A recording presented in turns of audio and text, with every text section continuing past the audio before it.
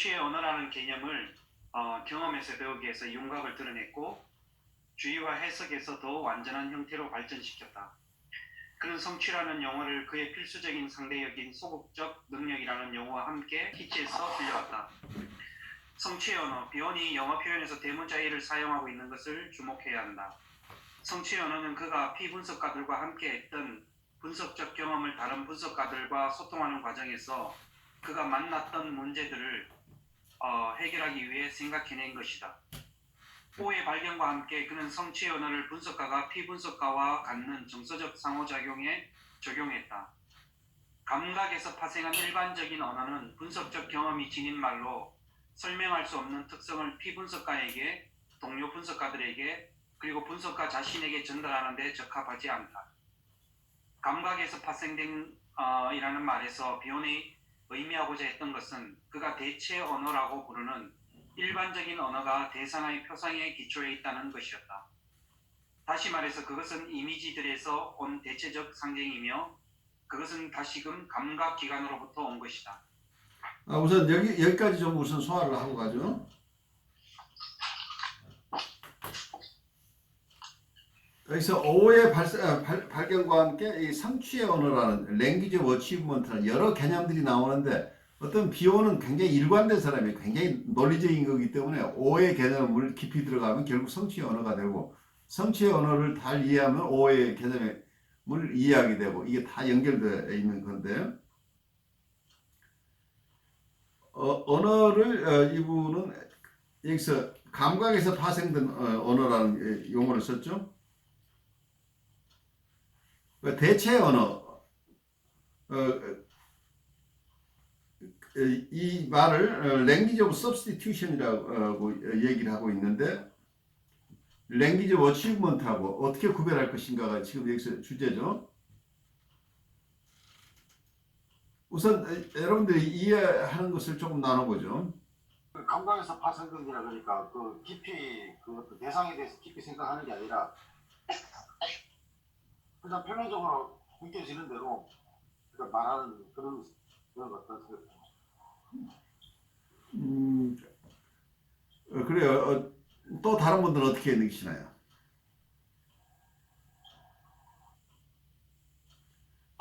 이걸 대체 언어라고 이야기했을 때 이제 비온이 대체 언어라고 이야기할 때 제가 이제 받아들이는 어떤 느낌은 그게 어떤 특별하게 우리가 흔히 사용하는 어떤 일반적인 그런 의미에서의 다가오는 것보다도 이 쭉 봤을 때 이게 이미지라든지 거기서 상징적인 것을 그대로 받아들이는 것 그것을 대체 언어라고 하지 않나 싶기도 하고 그런 생각이 들어요. 그래서 상징이죠. 말하자면 Language of Substitution이니까 실제 어떤 면은 우리 발제자인 우리 서목사님을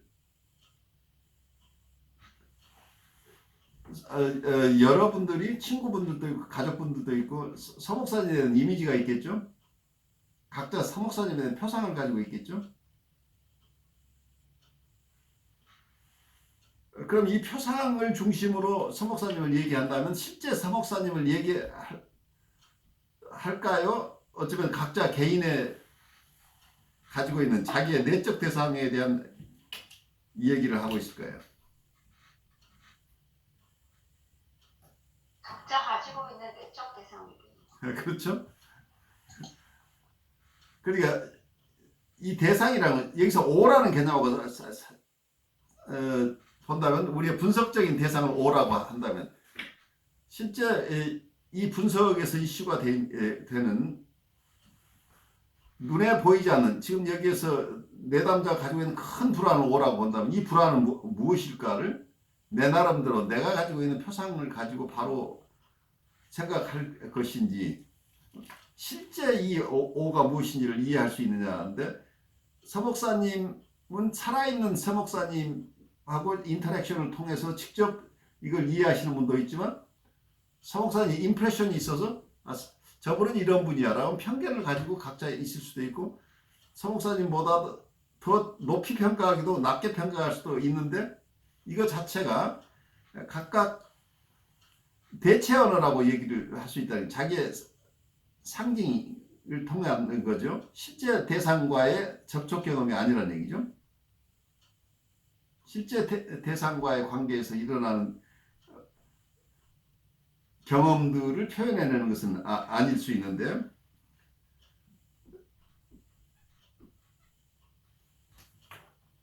우리가 언어라는 것도 다 표상이죠. 심볼이라는 얘기죠.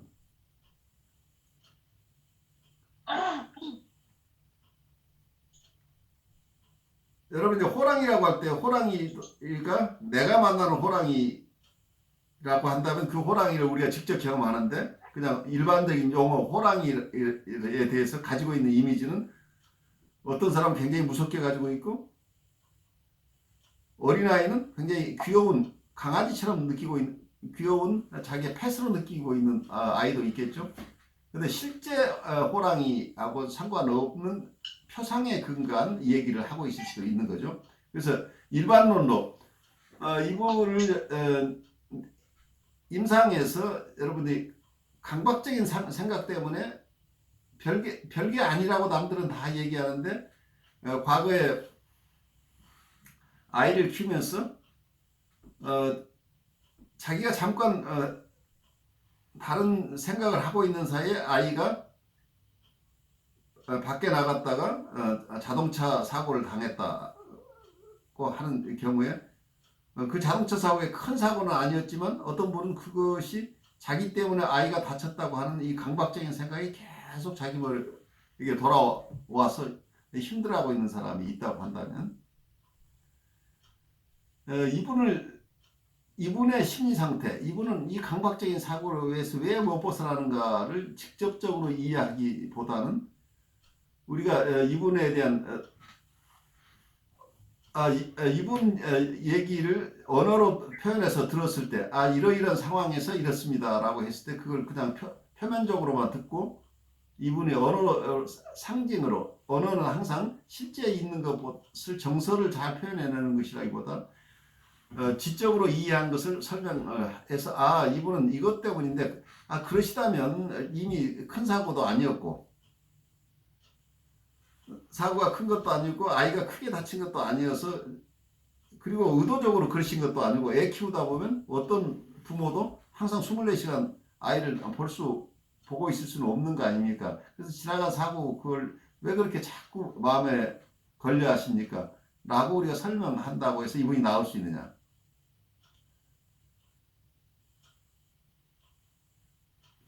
그래서 이 어떤 언어를 통한 상징적인 내용만 가지고 이분을 이해하려고 하면 어렵다는 얘기죠. 실제로 이분의 깊은 정서들은, 이분은 이 불안이라고 한다면 그 불안이 어떤, 비혼이 볼 때는 여기서 어떤 베타 요소 얘기가, 어떤 오라는 실체가 있는데, 오가 우리의 감각, 어쩌면 우리의 정서적인 측면을 만났을 때, 우리의 정서적인 측면과 우리 오가 만났던 흔적이 감각적인 데이터로 남는다. 센슈얼 데이터로 남는다. 그래서 우리 바디에 남아있는 흔적이라고 하지만, 그것은 사실은 우리의 정서적인 측면과 오가 만났던 것인데, 이거 자체가, 이걸 소화할 능력이 아이나 우리의 내담자가 없기 때문에 이것을 생각의 자료로 가져올 수 없었다고 하는 거죠. 그래서 실제 뭔가 굉장히 견디기 어려운 것을 경험했는데, 그것을 그냥 언어로 표현하고 있지만, 그 언어 속에서는 이분의 실제 그 경험들이 다, 원초적인 경험들이 전달되질 않는다는 거죠. 그냥 그때 이런 상황을 설명한다고 해서 그것만 가지고 실제 이분이 느끼고 있는 정서적인 진실, 무엇이 그렇게 힘든지를 잘 이해하기 어렵다는 거죠. 그래서 표상에 근거한 언어, 이걸 지금 대체 언어라고 얘기를 하고 있어요. 그 성취의 언어는 그거보다는 조금 더 깊이 이 대상을 이해할 수 있는 언어를 얘기를 하고 있어요. 그 얘기를 조금 더 가면서 들어보죠. 네. 프로이트와 비온에 따르면 의식만이 정신적인 질적 내용을 수용하는 감각기관이다. 다른 관점, 즉 장점에서 말하자면 성취의 언어는 개념이나 사상을 나타내는 것이 되기 이전에 정서적 언어이다. 그것은 또한 모델의 언어, 즉 조사 중인 체계 바깥에 있는 유사 모델과 모델들과 경험들의 언어이다. 달리 말해서 우리가 일반적으로 말하고 쓰는 언어는 상징적 언어인데 분석가는 성취의 언어를 듣고 말할 수 있는 자격을 갖추기 위해 성취의 인간, 즉 불굴의 인내심과 평정심을 지니고 있고 불확실성에서 친숙한 사람, 이러한 성취의 인간이 되어야 한다. 이 말의 의미는 분석가가 인내심과 안정감을 가지고 대체 언어의 산만한 소음을 중지시키고 그럼으로써 피분석가의 온전한 현존을 경험할 수 있으며 그 순간 그 자신의 내부로부터 자발적으로 솟아나는 무의식적 정서들에 대해 자신을 개방할 수 있게 되는 것을 뜻한다.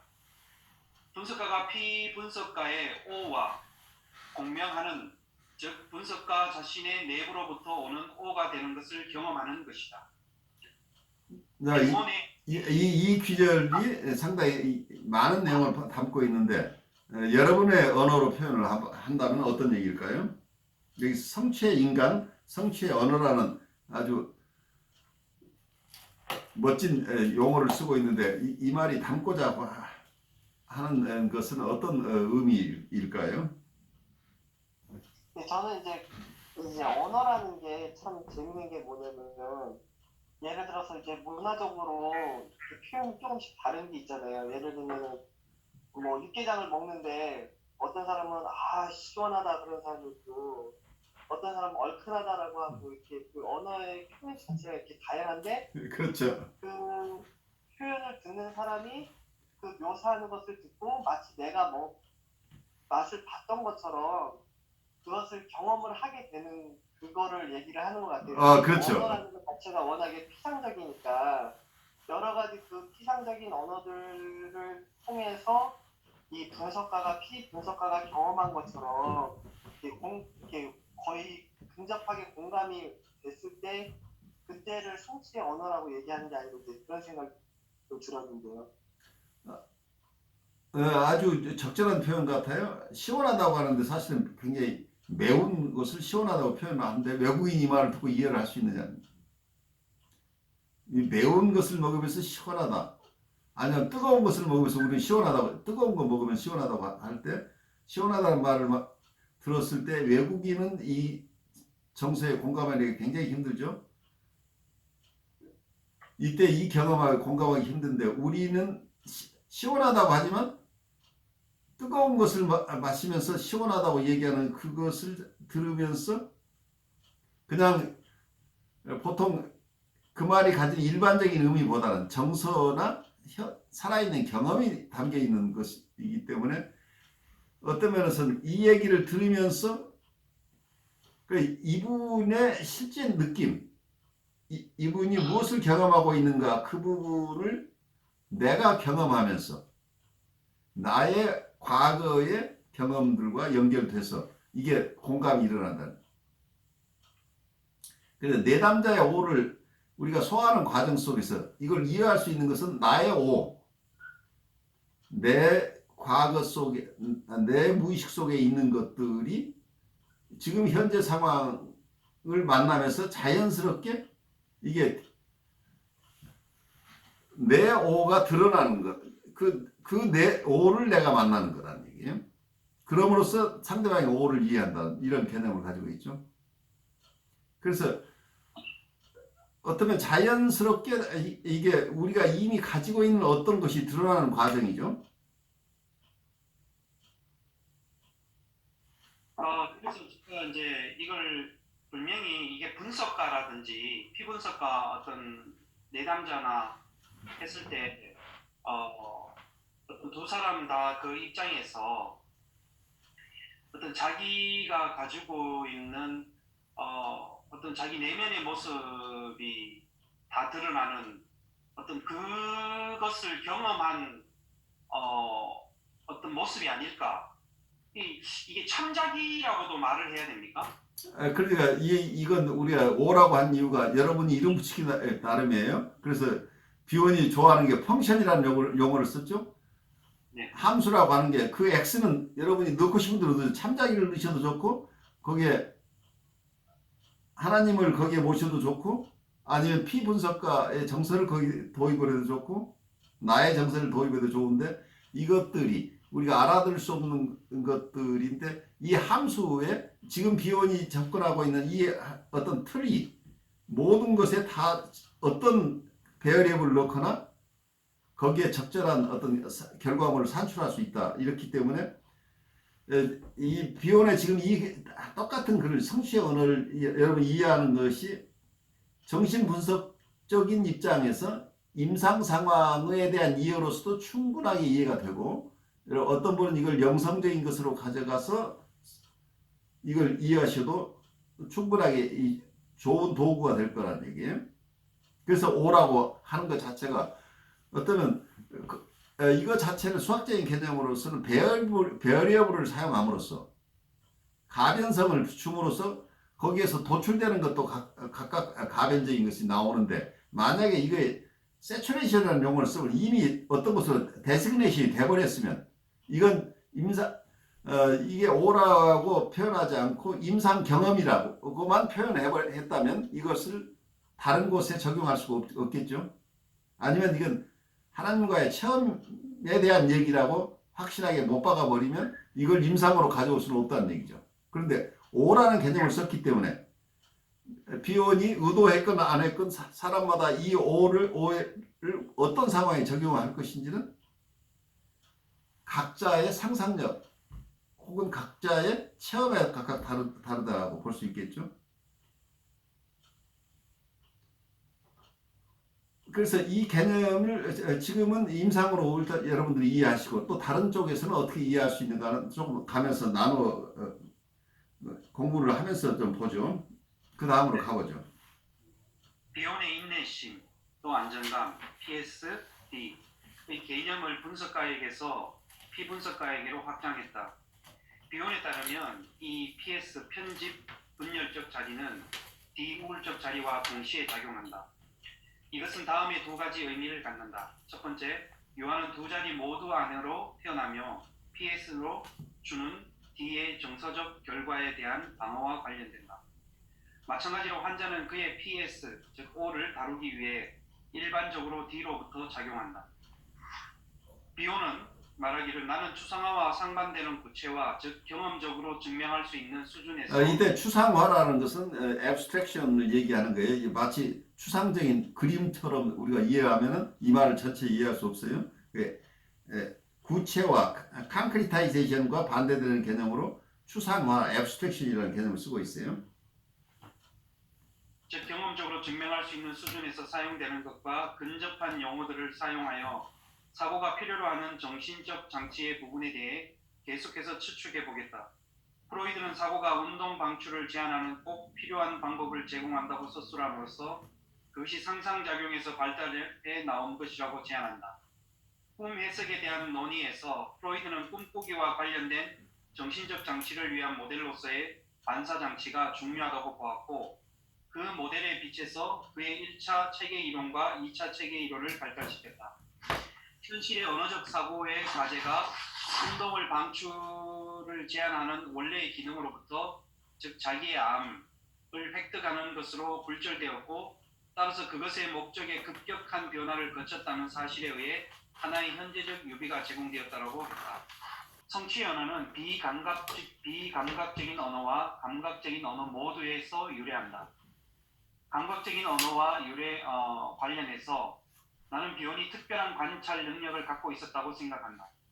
비혼은 분석가가 환자의 이야기를 들을 때 양안적 시각, 즉 두 개의 관점을 사용할 것을 추천했다.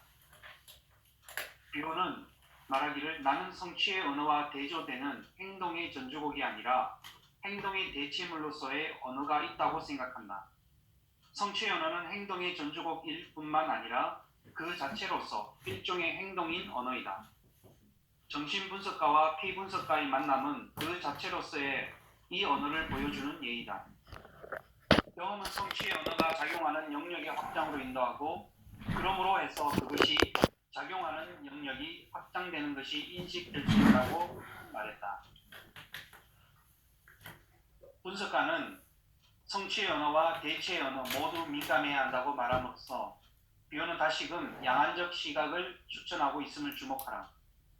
또한 그가 성취의 언어를 사용해야 하는 이유로서 그것이 작용하는 영역의 범위를 들고 있음을 주목해야 한다. 비오는 분석가가 환자의 자료 안에서 분석적 대상인 O를 추구함에 있어서 감각, 신화, 그리고 열정을 사용할 것을 촉구한다. 그래서 비온이 말하는 감각은 관찰로 이해될 수 있는데 이것은 성취의 언어와 대체의 언어 모두를 사용하는 것임을 알 수 있다. 두 번째 신화는 집단적 및 개인적인 신화와 환상의 전체 범위와 그것들을 뒷받침해주는 정신분석 이론들 체계를 말하는 것인데 이것은 즉 오이디푸스 신화를 뜻한다. 열정은 분석가의 몽상과 그의 환자와의 직접적인 경험에 의해 환기된 분석가 자신의 정서를 수용하는 것을 의미한다. 여기까지 지금 여러분들이 좀 소화해야 될 내용이 굉장히 많을 텐데 우선 여기 번역에 문제가 있는 것만 제가 우선 조금 말씀을 드릴게요. 거기에 성취의 언어는 밑에서부터 아마 5번째 패러그래프가 비오는 성취의 아니다. 그 4번째쯤에 다른 말로 성취의 언어는 비감각적인 언어와 감각적인 언어 모두에게서 유래한다 이랬는데 원문을 보면은 이 언어를 경험이라는 말로 바꿔야 돼요. 성취의 언어는 비감각적인 경험과 감각적인 경험 모두에게서 유래한다. 이렇게 돼야 되는데 마치 성취의 언어 말고 비감각적인 언어와 감각적인 언어가 있는 것처럼 번역이 지금 조금 애매하게 됐어요. 그래서 그 다음에 감각적인 언어라는 것도 감각적인 경험이라는 쪽에서 보셔야 되고 그래서 감각적인 경험과 관련해서 나는 비온이 특별한 관찰 능력을 갖고 있다고 생각했다.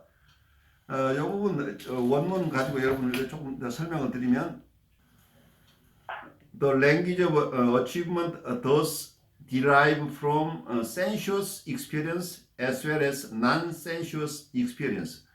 그래서 이 성취의 언어는 감각적인 경험과 비감각적인 경험 두 가지에서 온다. 이렇게 어디에서 유래하는가 하는 얘기를 하고 있어요. 그리고 in regard to the former, sensuous experience라고 전자와 관련해서는 I believe 비온 has the faculty of observation in mind. 비온이 특별한 관찰 능력을 갖고 있었다고 생각한다는 번역 자체는 어떤 식으로 이해를 해야 되냐면 우리가 가진 감각, observation, 관찰이란 faculty, 우리가 가지고 있는 기능 중에 관찰의 기능을 아마 생각하고 있었던 것 같다. 여기서 감각적인 경험을 담아내는 것은 observation을 통해서다는 얘기예요. 관찰을 통해서 이걸 얻게 된다. 그 얘기를 하고 있어요.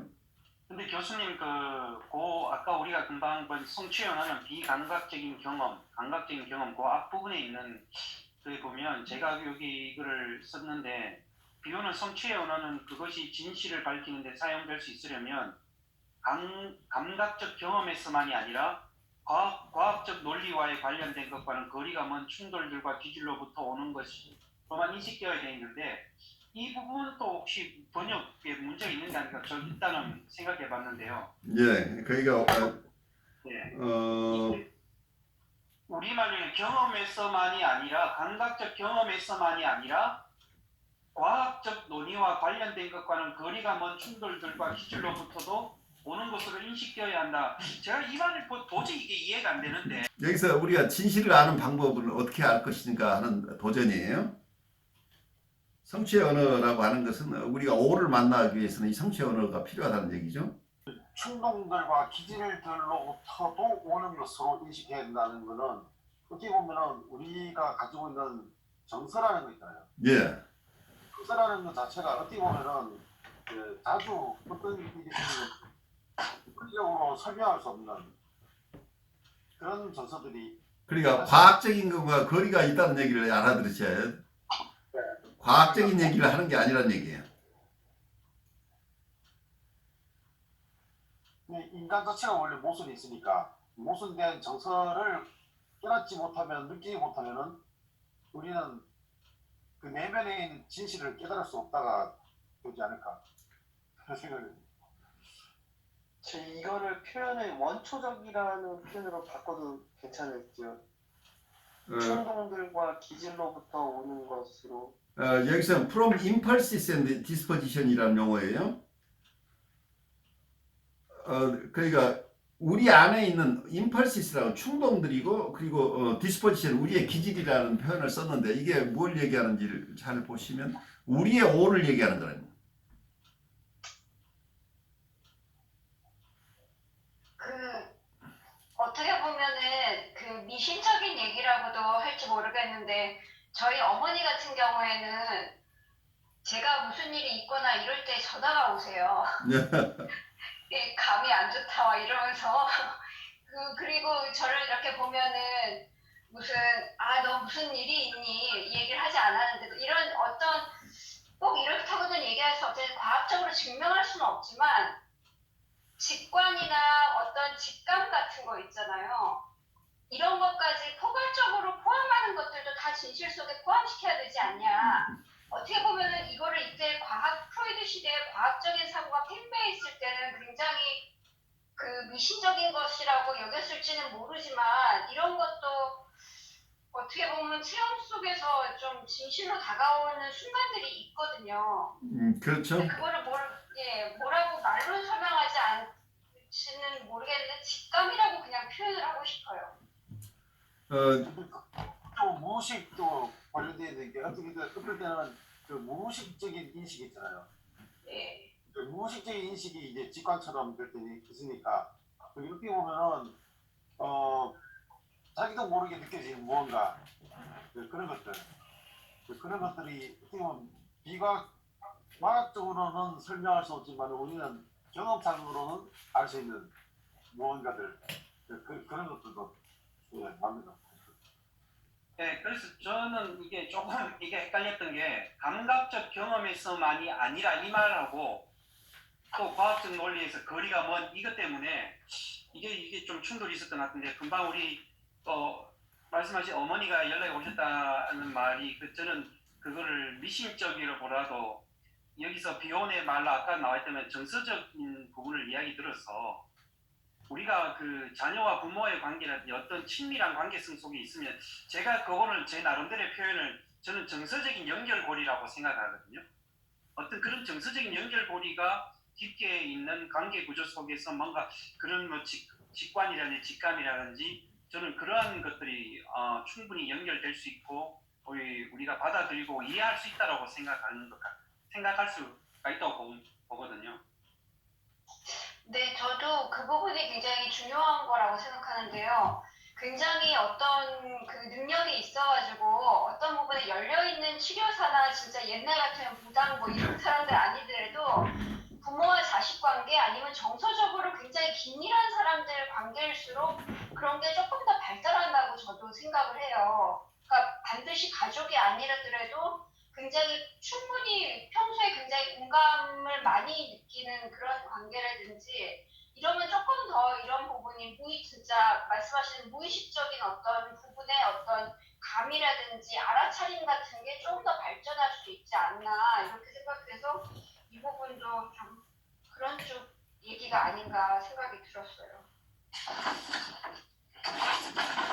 그래서 이게 좀 제가 뭐 너무 빨리 제가 이제 짚어서 말하는 게 아닌가 모르겠지만 이 이제 비혼이 이 챕터에서 이야기하는 어떤 성취의 언어라는 의미가 우리가 분석가와 피분석가 앞에 이제 관계 속에서 마주하고 있을 때 그게 꼭 언어적인 것으로 표현되어지고 그걸 옮겨 놓아서 이루어져서 우리가 이해하고 받아들이는 것보다도 어떤 보여지는 어떤 그 해석하지 않고 그 억지로 이해하려고 하지 않는 그런 모습 어떻게 보면 나의 해석이 들어가지 않고 나의 욕망이 들어가지 않고 나의 어떤 개인적인 입장이 해석이 섞이지 않는 그 자체를 또 어쩌면 이게 이런 부분으로 비혼이 말하고자 하는 것인가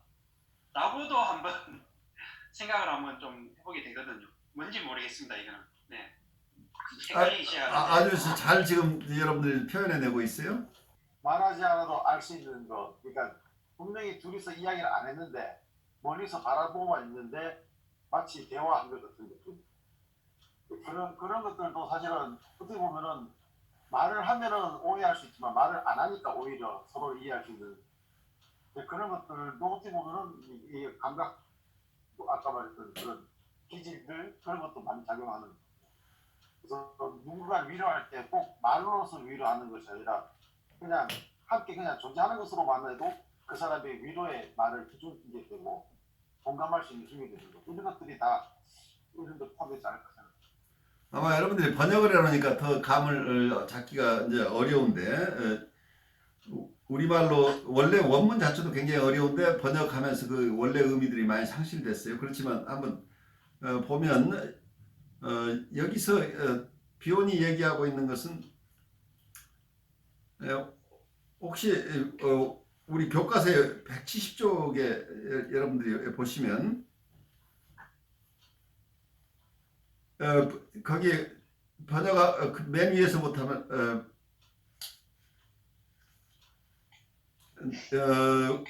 전자 후자 얘기가 나오는데 거기에서는 아마 다른 사람 얘기를 하고 있죠.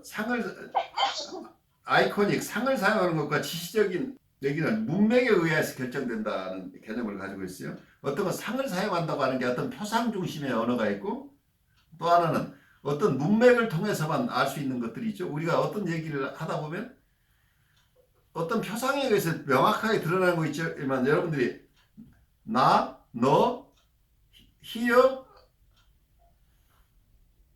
now 이런 말들을 쓸 때 here가 어딘지 now가 어딘지는 그냥 여러분들이 책을 읽어가지고 모르죠. here and now라고 하는 각각 구체적인 상황이고 내가 누군지 당신이 누군지 이것도 분명하지 않은 것들 어떤 문맥 속에서만 이해되는 이제 이런 것들이니까 우리의 언어가 사실은 그렇게 단순하지 않죠. 클리어하게 어떤 표상을 통해서 드러나는 것도 있지만 그렇지 않고 어떤 문맥 속에서 드러나는 이런 그런 말들이 그러니까 워드라고 할 때도 워드 자체도 굉장히 지시대명사 이런 것들은 명료하지 않죠. 어떤 보통 명사는 명료하지만 단어 자체도 이제 그렇게 나눠지는데 첫 번째 단어는 전자는 더 좁고 직접적인 범위의 의미를 전달한다고 보는 거죠. 아까 어떤 상을 사용하는 것, 아이카닉이라고 하는 것. 그 다음에 나오는 얘기는 여기서 문맥을 사용하는 단어, 여기서는 지시적이란 말을 번역함으로써 오히려 뜻이 잘 드러나지 않는 것 같아요. 지시적이라기보다는 어떤 조금 애매하지만 어떤 그 문맥 속에서만 알 수 있는 이런 단어인데 이건 어떻게 되냐면 후자는 보다 넓고 광범위하게 퍼져나가는 연상적 의미들 즉 끝없이 정교화되는 은유의 의미를 전달한다고 말한다. 그래서 다른 학자들이 얘기하고 있어요. 그 랭귀지 혹은 단어가 우리가 그냥 표상을 이용해서 분명하게 드러나는 어떤 그런 언어가 있는가 하면 아까 그라운드 랭귀지라고 했던 것 어떤 여기서 아마 슈레버가 얘기하는 그라운드 랭귀지 밑바닥 언어라고 하는 개념을 어쩌면 지금 비온이 여기서 쓰고 있는 게 성취의 언어를 거기서 가져왔을 가능성이 높죠. 비온이 발명품이라기보다 다른 학자들의 개념을 가져와서 자기가 이름을 다시 붙였을 가능성이 높은데 여기서는 두 번째 이런 단어들이 왜 중요하냐면 비온은 정신적인 내용을 표현할 수 있는 가치 있는 언어 즉 복잡성과 비선형을 담아낼 수 있는 언어를 찾고 있었다는 아주 심플하자고 우리 아주 복잡하고 비선형적이라는 거죠. 그러니까 과학적인 것으로서 설명이 안 되는 어떤 영역을 담아낼 수 있는 언어를 찾고 있다는 얘기죠. 그것이 어쩌면 성취의 언어라는 얘기죠.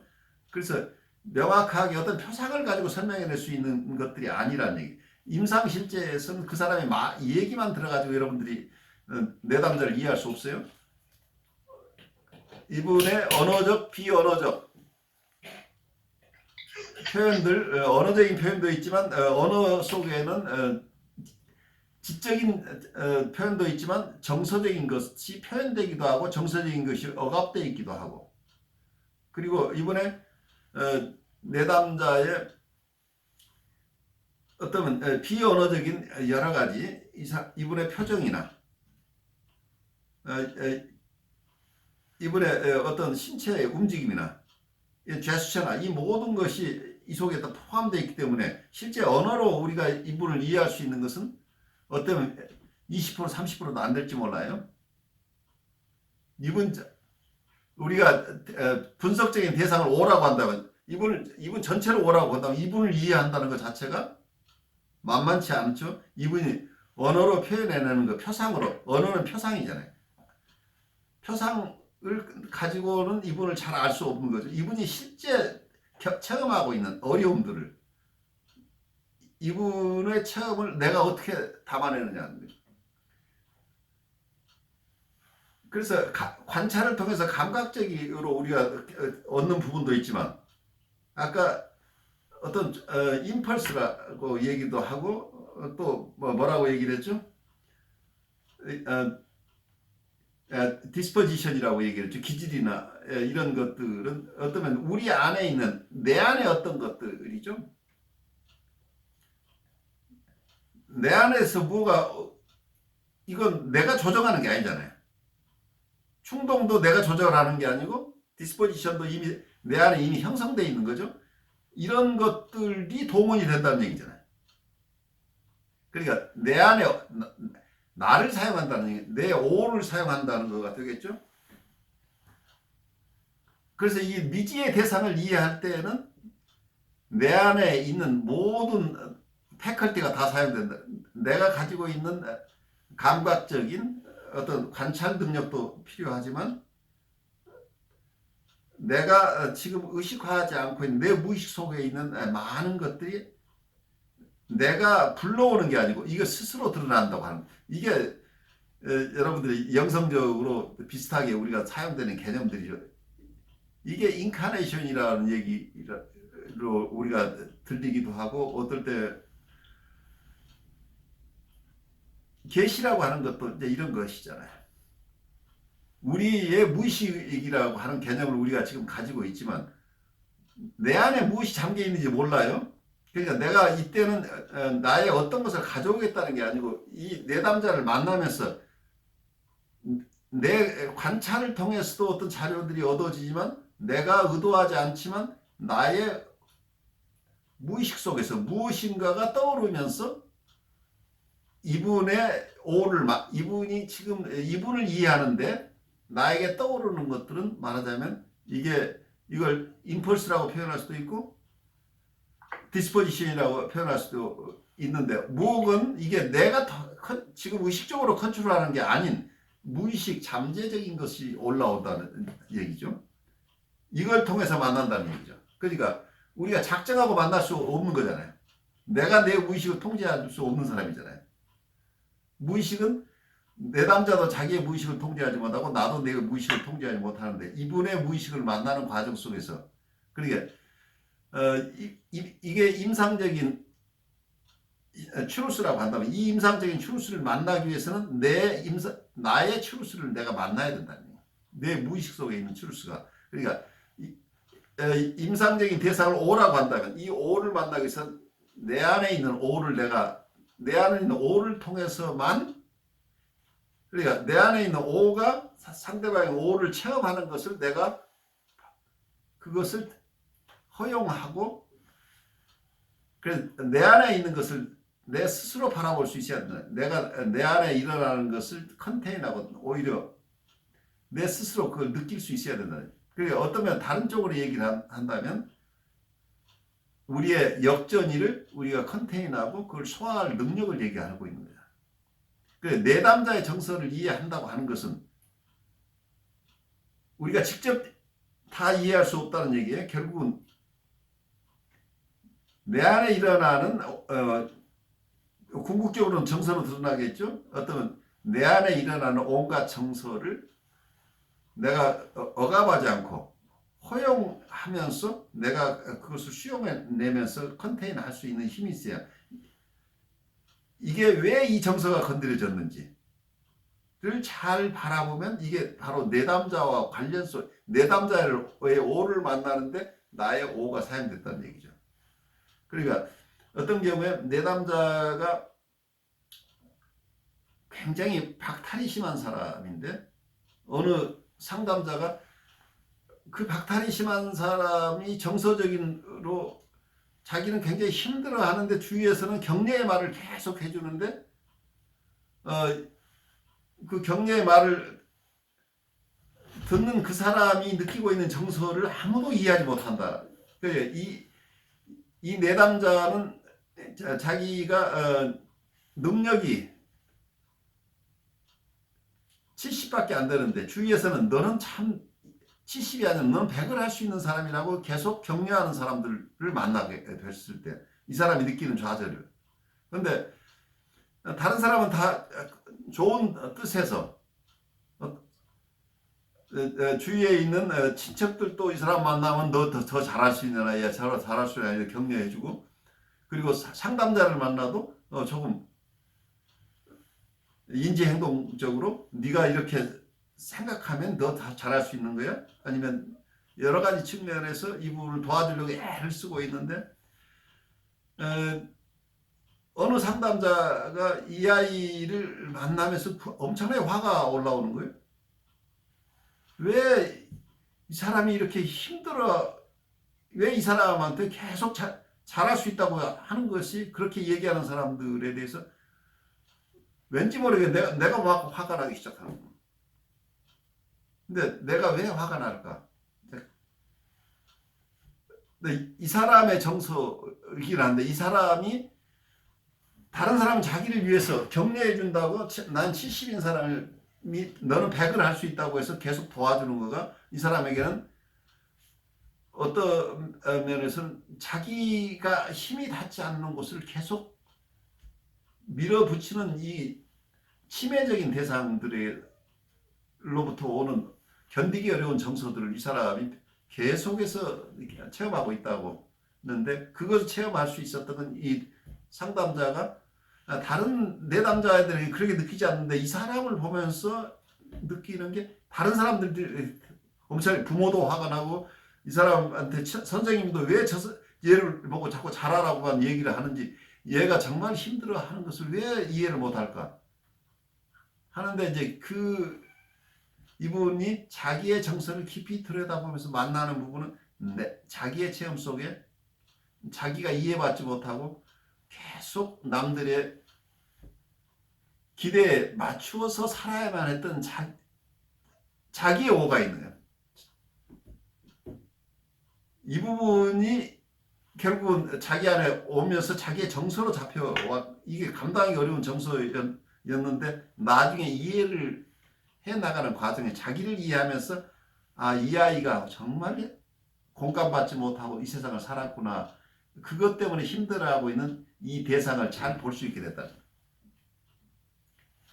그래서 이 여러 가지로 설명을 어떤 면에서 비욘도 이 챕터에서는 이렇게 하고 다음 챕터 다른 방식으로 계속해서 자기도 애써서 우리에게 전달하려고 하지만 결국은 여기서 핵심적인 것은 우리의 미지의 대상을 우리가 이해하려면 내 안에 있는 미지의 세계를 내가 대면할 수 있어야 된다.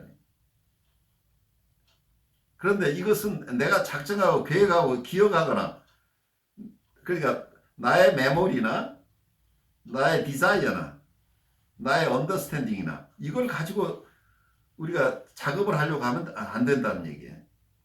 이걸 다 내려놓았을 때 내 안에 있는 내 무의식에 있는 것들이 자연스럽게 자기를 발현한다는 거예요. 이게 레버레이션이란 말이야. 이게 어떻게 보면 내 안에 있는 것이 내가 강제하는 게 아니고 스스로 드러난다고 하는 것이 바로 여기서 나의 오를 내가 만나는 경험이잖아요. 그래서 나의 오를 만나는 체험들이 계속되면서 상대방의 오를 이해하게 된다. 그래서 어떤 면에서는 아까 얘기대로 현대정신분석 쪽에 소화할 때는 이건 역전이를 컨테인하면서 소화해 나가는 과정, 이게 치료의 과정이라고 하는 거죠. 그래서 우리가 내담자를 만나지만 궁극적으로는 치료는 나를 만나는 과정이라고 하는 거예요. 내가 나를 만나는 과정이 치료의 과정이라고 합니다. 왜냐하면 내담자를 만나려면 내가 나를 만나지 않고 내담자를 만날 수 없다는 거예요. 내담자의 언어만 가지고 이 사람들을 이해할 수 없다는 얘기죠.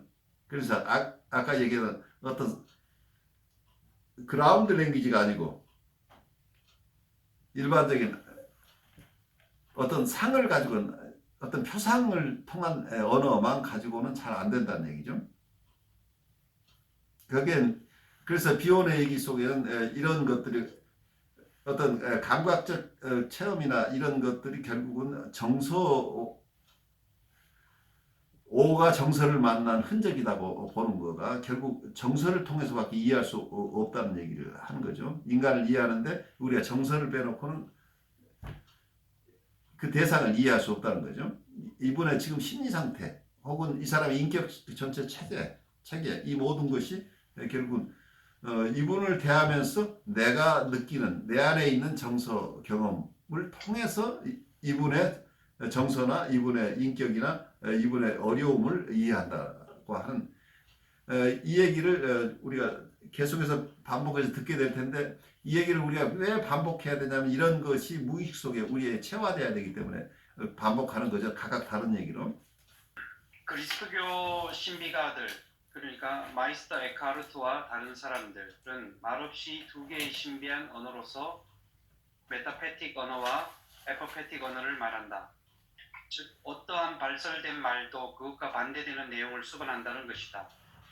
이 변증법적인 절차는 언어를 사용하여 신성을 포획하는 신성 모독을 피하는데 필수적인 것으로 간주된다. 내가 믿기로는 이것이 비온이 말하고자 하는 것이다. 대체 언어는 마치 신비의 강물로부터 신성한 생각이나 대상을 추출해내기 위해 그리고 그것을 영원히 포획하고 그것의 생명력과 움직임을 체포하기 위해 스냅 사진을 찍는 것과도 같다. 비온이 말하는 성취 언어는 역설적 언어이다. 그러면서 이 플라톤의 글을 두고 이제 이 챕터를 마무리하는데요. 이미 존재하면서 결코 되어가지 않는 것은 무엇이고 항상 되어가고 있으면서도 결코 존재하지 않는 것이 무엇인가.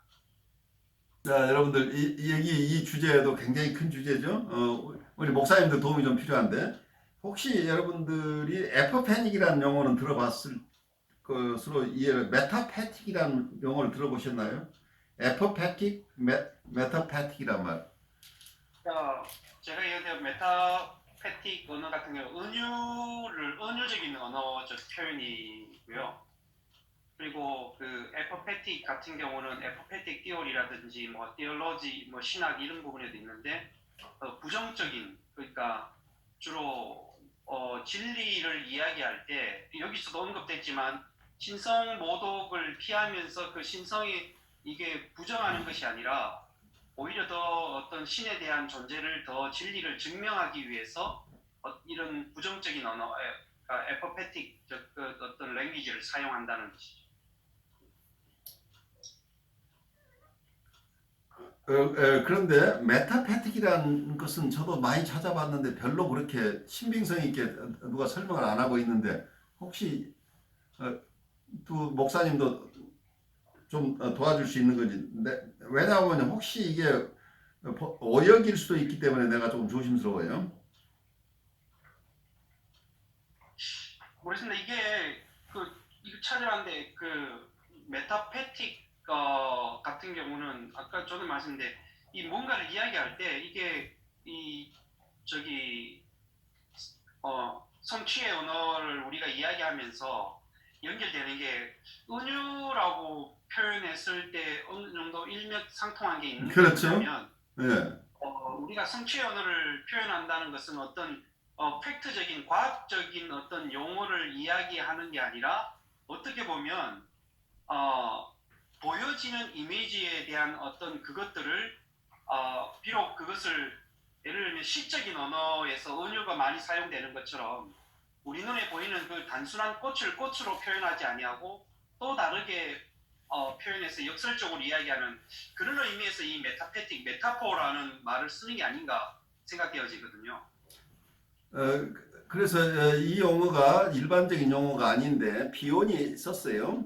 그 비온의 용어를 번역하면서 이걸 제대로 한 건지 내가 조금 의심스러운 게 여기서 뭐라고 번역이 되어 있냐면 그리스도교 신비가들은 말이 없는 두 개의 신비한 언어로서 메타페틱 언어와 에포페틱 언어를 말한다. 그런데 원문에서는 표현이 조금 달라서 제가 여러분에게 소개를 해요. 뭐라고 얘기를 하냐면 Christian mystics speak of the metaphatic and epipatic mystical language of unsaying, by which is meant that any spoken word must be followed by its opposite. 이렇게 돼 있는데 여기서는 두 개의 언어라는 용어를 쓰지 않아요. 뭐라고 돼 있냐면 The metaphatic and epipatic mystical language of unsaying이에요. 그러니까 이 두 개는 에포패틱을 설명하는 말이 메타패틱일까 지금 동치로 봐야 되지 않나 제 생각이에요. 여기서 에포패틱이란 용어하고 메타패틱을 상반되는 개념으로 번역을 했는데 상반되는 개념이 아닐 수 있다고 하는 게 제 생각이에요. 이게 두 개의 신비한 언어가 아니고 하나의 신비한 언어를 지금 표현하고 있을 가능성이 있다는. 그러면 이제 저도 지금 영어 원서가 없어서 그런데 여기 앞에 언급되어 있는 그리스도교 신비가에 들으면서 예를 들고 있는 게 이제 에카르트 그렇죠. 이분이 이게 13세기에 도미니칸 신학자하고 독일의 저명한 신비가예요. 그래서 이분의 저서가 현대에 지금 번역되어 나와 있는 게 많이 있어요. 그러니까 그건 여러분들 참고해야 되고 그 당시에는 이분이 이단으로 취급받았다고 그래요. 근데 현대에 와서 각광받고 있는 어떤 신학 이론이에요. 그러니까 이분이 말의 그 저서들이나 언급하신 것처럼 냈을 때 이 메타패틱이라든지 에포패틱과 생각해 봤을 때 비유라든지 그런 것들을 통해서 많이 어떤 그 진리에 대해서 하나님에 대해서 신적인 존재에 대해서 설명을 한다라고 그것도 많이 소개가 되어 있더라고요. 근데 이제 제가 왜 이런 강한 의심을 하게 되냐면은 에퍼패틱에 반대되는 용어가 있어요. 신학적인 용어가. 예. 보통은 그 카타페릭이라고. 그렇죠. 캐타패틱이라는 용어가 있죠. 보통은 이제 우리가 신학, 조직 신학이나 구성 신학 이렇게 신학을 얘기할 때 하나님은 이러이러한 분이고 예수님 이러이러한 분이고 이렇게 정의를 내리고 규정을 내리는 걸 카타페릭이라고 그러는데 이제 에포페릭 그러면 보통 우리가 하나님을 아버지라고 했으면은 그 하나님을 아버지라는 이미지를 사용했을 때 하나님은 아버지를 초월하는 분인데 아버지라는 규정을 내림으로써 아버지가 하나님을 그렇게 오히려 축소시키는 이제 그런 거를 부정하기 때문에 이제 에포페릭에서는 그런 언어로서의 이렇게 부정하는 것들을 부정을 하거든요. 그래서 우리가 보통 교리를 얘기하고 이런 거는 카타페릭 그래서 항상 삼위일체 하나님 이런 식으로 이렇게 분명하게 조직적으로 이렇게 딱딱딱딱 이렇게 규정하는 거를 카타페릭이라고 그러고 보통 그거를 부정하는 게 오히려 그렇게 하기 때문에 우리가 하나님 진짜 하나님을 더 이해를 할 수가 없다라고 이렇게 생각하는 게 이제 부정신학 그래서 에포페릭 디알러지 이렇게 보통 하는데 제가 메타페릭은 저는 못 들어. 그러니까 메타패틱이라는 말 자체가 제가 봐서는 에퍼패틱을 설명하기 위한 에퍼패틱과 동렬로 쓰인 말이라는 것을 그렇게 해석해야 돼. 그래서 하나의 언어, 신비적인 언어는 부정을 사용하는 이 신비적인 언어, 그것을 에퍼패틱 랭귀지라고 하는데 거기에 동렬로 메터패틱이라고 설명했을 텐데 이것을 두 개의 신비한 언어로 번역한 것 자체가 잘 이해가 안 되니까 이게 두 개가 변증법적이라는 것이 나오니까 그것 때문에 이 두 개를 따로 설명한 것 같은데 지금 유 목사님 설명한 대로 캐타패틱이라고 하는 것은 하느님은 이런 분이다. 하느님은 사랑이다. 라고 하는 게 더 캐타패틱이죠. 그런데 캐타패틱 디알러지, 그 에퍼패틱 디알러지 이 두 개가 서로 대칭되는 개념인데 갑자기 메타패틱이라는 말이 나왔는데 메타패틱이라는 말은 비혼 이외에 다른 곳에 쓰는 예를 내가 인터넷을 수없이 뒤져도 지금 나오지가 않아요. 그러니까 아마 비혼이 메타사이칼라지라는 것 때문에 썼을지도 모르겠는데 어쨌든 메타라는 말을 가지고 왜 여기에 들어갔는지 저도 잘 모르겠는데 저도 읽으면서 잘 모르는 용어라 명확하게 하고 싶었는데 잘 명확하게 하지 못하고 결국은 여기서 변증법적이라고 한다면 캐타패틱과 에퍼패틱을 가지고 변증법적으로 우리가 이해를 해야 되는 게 아닌가 이제 이런 생각을 해요. 그래서 나중에 여러분들이 이 부분 더 리서치를 하신 분이 있으면 나한테 알려주시고 제가 지금 잠정적으로 생각하는 것은 여기서 메타패틱과 에퍼패틱은 같은 용어라고 이해를 해야 될 것 같아요. 그래서 아까 예를 들어서 여기서 중요한 건 캐타패틱이라는 얘기예요. 캐타패틱과 에퍼패틱을 얘기한다면 아까 어떤 상을 가지고 얘기하는 표상을 가지고 얘기하는 것은 캐타패틱이잖아요. 근데 이 캐타패틱한 거 가지고는 우리가 전체적인 이해가 불가능하다는 얘기죠. 특히 어떤 신비 현상을 이해한다고 하는 것은. 그래서 아까 예를 우리 목사님 잘 들으시다 하느님은 사랑이다. 만약에 이렇게 한다면 캐타패틱한 데피니션인데 에퍼패틱한 쪽에서는 God is not hate 이렇게 얘기할 수 있죠. 하느님은 증오가 아니다 라고 부정적인 서술인데 하느님은 사랑이라고 정의하지 않고 하느님은 미워하는 분이 아니다 라고 정의할 수도 있고 또 한쪽에서는 God is not love 한쪽에서는 캐타패틱한 데피니션은 하느님은 사랑이다 라고 하지만 에퍼패틱한 쪽에서 하느님을 정의하는 분은 하느님은 사랑이 아니다 라고 얘기할 수도 있어요. 그걸 어떻게 이해하시겠어요? 예전에 네, 목사님 말씀하세요. 예전에 그 서덕성 목사님께서 그 산이고 물은 물이다 그때 그 얘기를 하셨는데 그래. 그런 개념이랑 비슷한 것 같아요. 그 에포페릭이라는 개념이. 네, 금방 저도 그거를 떠올려서 다시 한번 이야기하려고 하는데 그 우리가 어떤 변증법적인 것도 있지만 어떤 이 동양 우리가 가지고 있는 사상이나 철학이나 불교의 쪽 부분에서도 그런 어떤 진리를 증명하기 위해서 접근하는 방식이 첫 번째는 눈에 보이는 것을 눈에 보이는 대로 받아들이고 그리고 그것을 받아들임을 동시에 그것으로 끝나는 게 아니라 그것을 한 번 더 부정을 통해서 역설적으로 다시 한 번 더 진리를 증명해내는 이게 어차피 우리 금방 얘기했던 어떤 에퍼패틱의 어떤 금방 여기 저자도 이야기하듯이 역설적인 말로 표현해 언어라고 이야기하지 않는가. 그렇죠. 이게 어떤 초월적인 접근이죠. 네. 그러니까 아까 하느님은 사랑입니다라는 말은 캐타패틱한 정의로서 아주 맞아요. 그런데 어쩌면 God is not love. 가드를 사랑으로만 얽어매버리면 사랑만이 가든가. 하느님은 그걸 훨씬 넘어서는 분인데 사랑이라는 개념으로 하느님을 축소시켜버릴 수 있다는 얘기죠. 그래서 부정이 필요하다는 얘기죠. 적극적인 어떤 데피니션도 중요한데 그 데피니션을 넘어설 수 있어야 되는 거기 때문에 이 초월적인 입장에서 에퍼패틱한 디알러지가 필요하다는 하나님은 이러이러이러한 분이라고 하는데 그것을 넘어서는 분이라고 하는 것까지 가야 되기 때문이죠.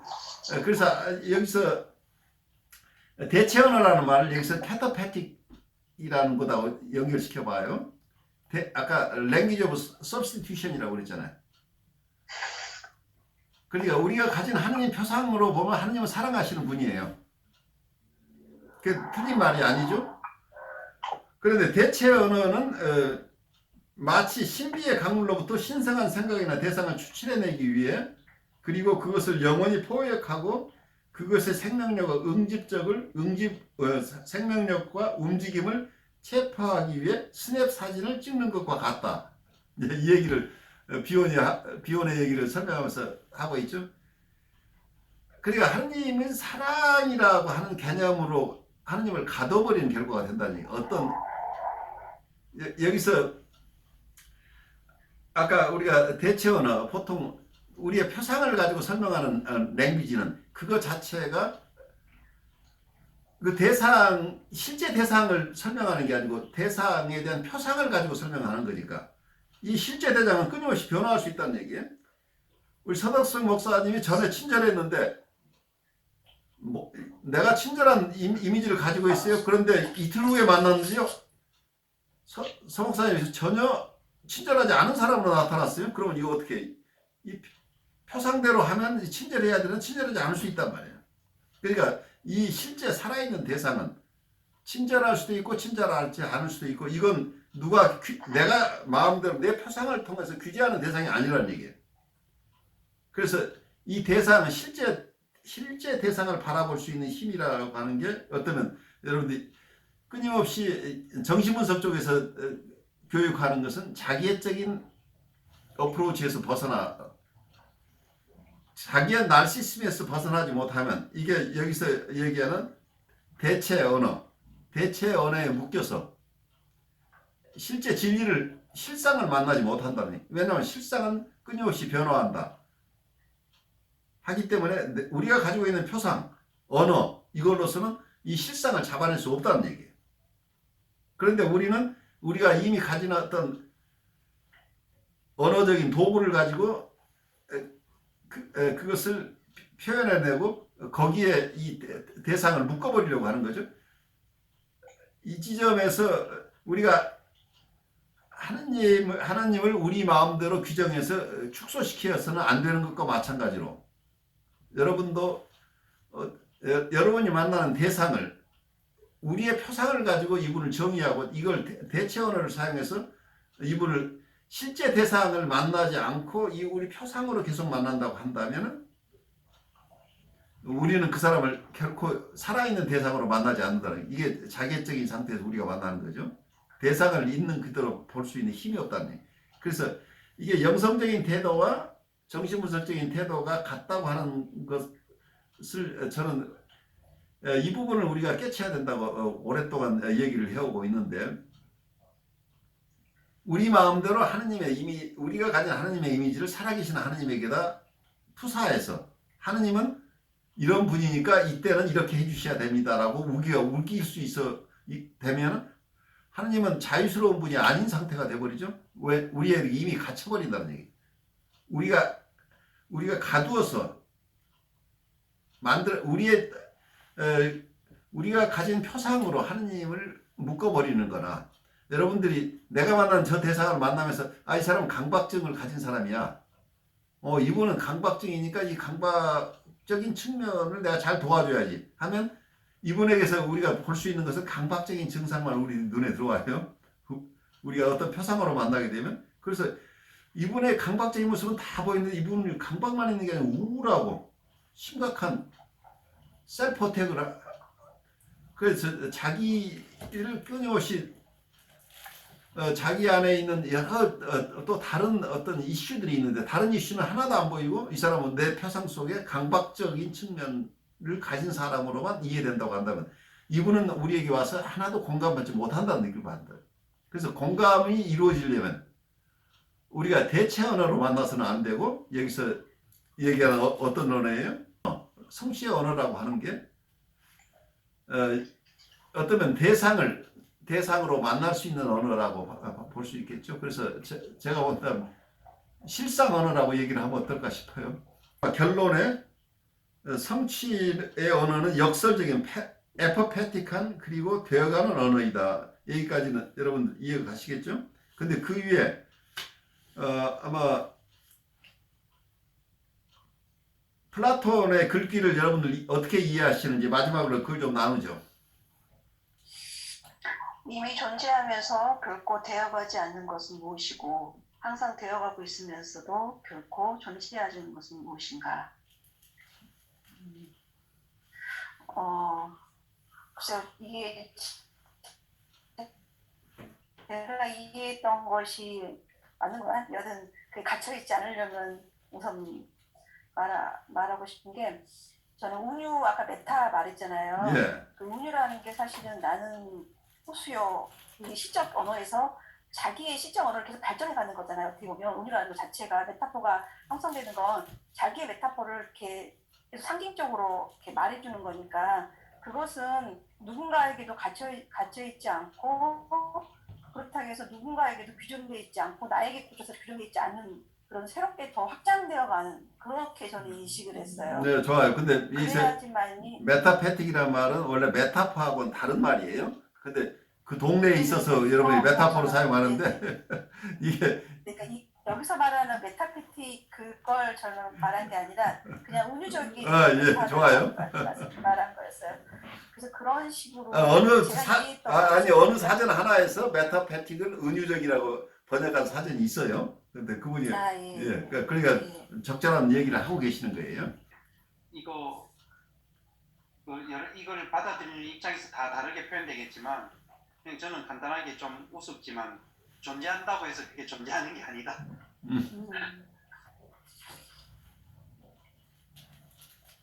제가 원문을 우선 한글로 받아들이는 것하고 또 영어로 받아들이는 게 조금 다를 수 있어.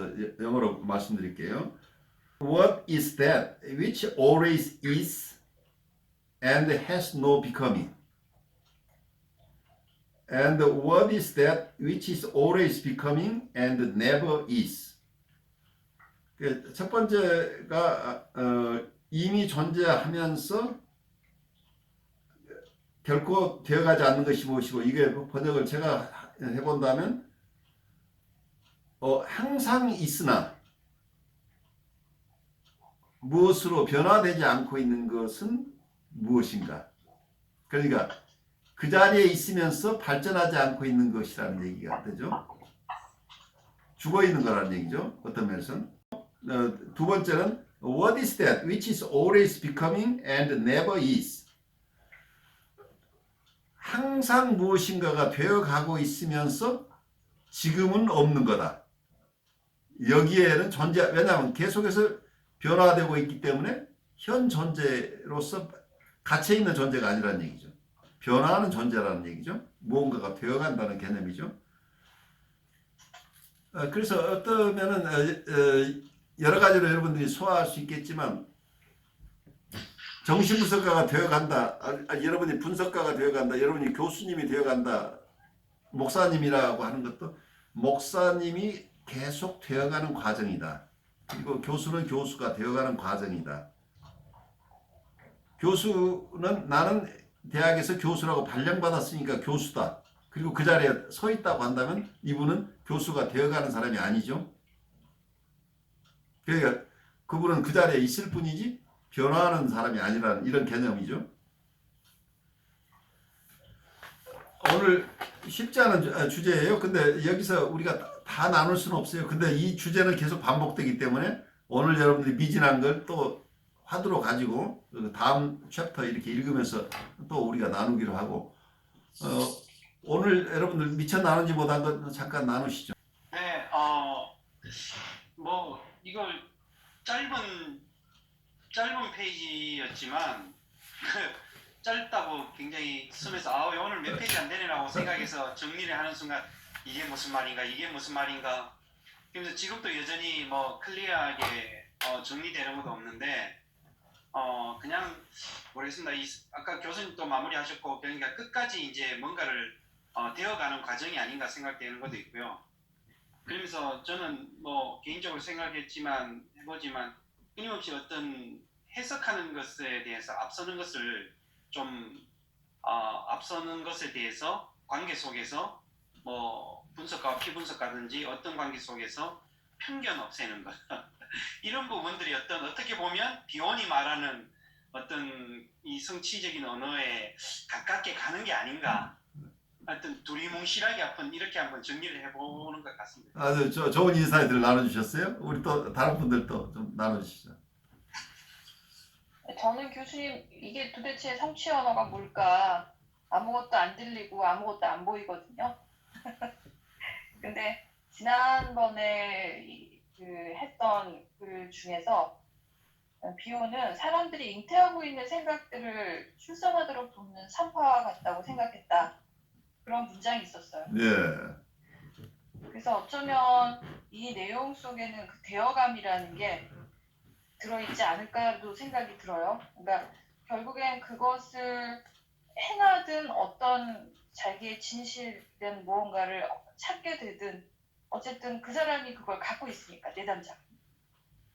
그래요. 예. 그래서 상담자의 역할은 어쩌면 한쪽에서는 인지적으로 잔해를 사용해서 듣고 또 한쪽으로는 우뇌를 사용해서 정서를 담아낼 수 있는 힘이 있어야 되지 않을까? 그런 생각을 계속 반복해서 하게 되네요. 네, 좋습니다.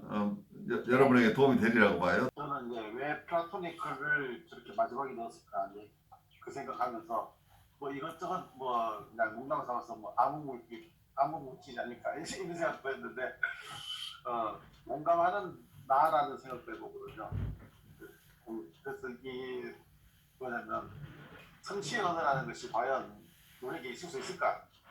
그렇다 해가지고 못하는 것도 아니고 안 되는 것도 아니고 되는 것도 아니고 오가 만난다는 게 만나질까? 안 만나는 것도 아니고 만나는 것도 아니고 그런 상황이 실제로 우리에게 있는데 그렇다 해가지고 우리가 포기할 수도 없고 그래서 우리는 계속 해나가야지만은 그렇다고 우리가 성취했다고 볼 수도 없고 그런 생각이 들었습니다. 그래서 이 비혼의 이야기하고 그리고 플라토닉 글 속에서는 어떻게 보면은 너무 자신만만하게 나는 저 사람을 다 안다 이렇게 하고 나는 진리를 안다 그러고 덤비지 말아라 이제 그런 생각을 했습니다.